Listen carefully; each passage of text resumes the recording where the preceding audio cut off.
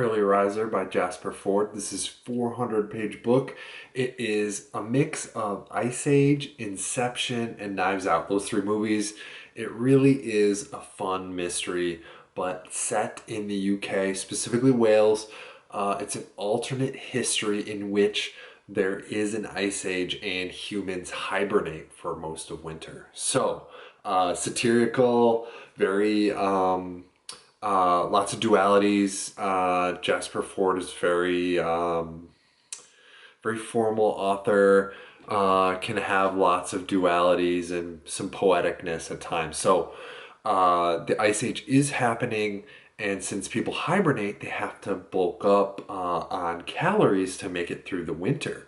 So the main character Charlie, it follows the main character's story. There really isn't any pronouns for this character, so the main character's gender is ambiguous.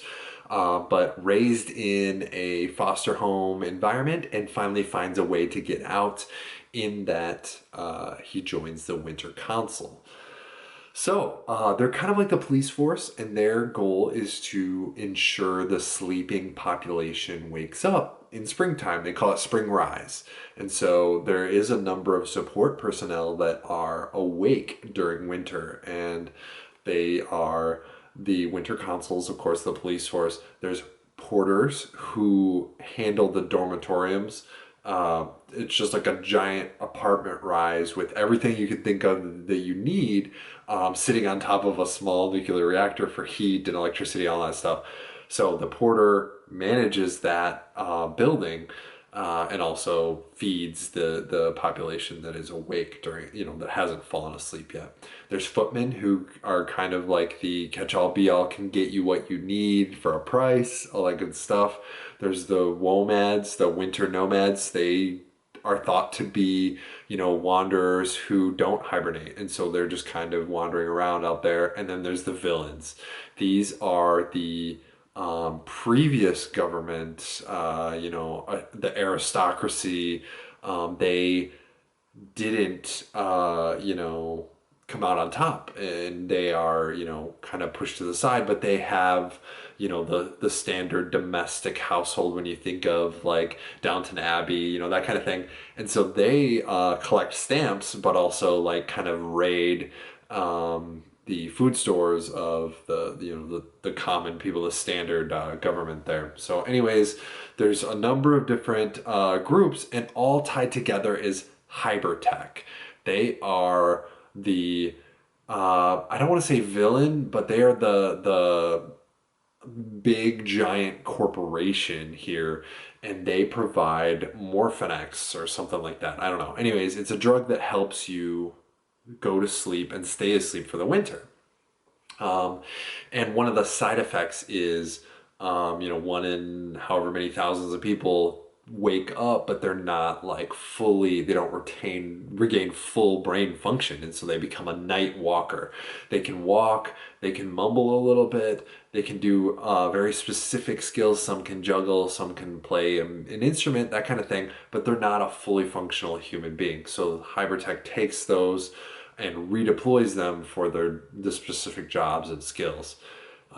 So lots of stuff going on here, but the central issue is that there is an outbreak of dreams. So in addition to stocking up on food, you also sleep in hibernation without dreaming. So it's frowned upon in this world to be skinny and to have dreams. So like I said at the beginning, it's kind of satire, alternate history, lots of fun, dualities, that kind of good stuff. So the main character joins the Winter Consuls, gets Morphinex, but then also goes to Sector 12, where everything bad seems to happen. Nobody seems to be able to leave Sector 12. They get sucked into this black hole. And of course, that's where Hybertech headquarters are.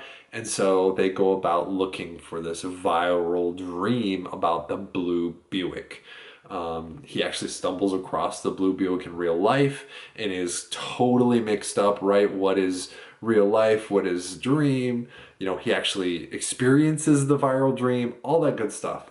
But I don't want to go too much into the story. It was a fun mystery. I really enjoyed the Fat Tuesday feast early on. You know, everybody's stocking up and, you know, people frowning and looking down upon people who don't eat their, you know, third or fourth helping of pudding, that kind of good stuff. I liked the loan sharks, you know, not the sense that they are there, but the, you know, instead of currency, they're dealing with favors and debts. And so I also liked that as well.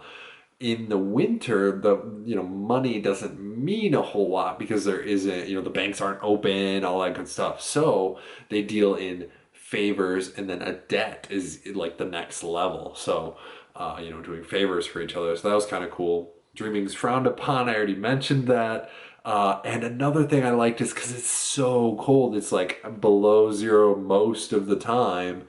They have, you know, struggle with electricity and handheld devices and batteries. So everything is, the weapons are vortex based. They deal with pressure. So I really liked that. That was really creative, and it's all non-electricity based, so it's like a thermal battery, and that was super cool. So some things I didn't like, it really did slow down in the middle. I had to trudge through a chapter or two, but then it picked right back up and I was able to finish it no problem. And another thing I disliked was really the isolation. Like, the main character at times feels like they are completely alone. There's nobody they can rely on, and is completely adrift in this in this mad adventure, and really is a lot of fun, but can be difficult at times. And so that leads into the quote here, which is about loneliness, and it is about his first winter. So the main character, Charlie, it's about loneliness. In the summer, it simply makes you glum, but in the winter, it can be fatal. I've seen strong people collapse inside, and not metaphorically, I mean literally. So, yeah, just in addition to the mystery and all that, he's dealing with an internal struggle and an external struggle, in that it's just super freezing cold outside. So, great book, great author, worth your time. Give it a read, and remember to buy your books used or digital.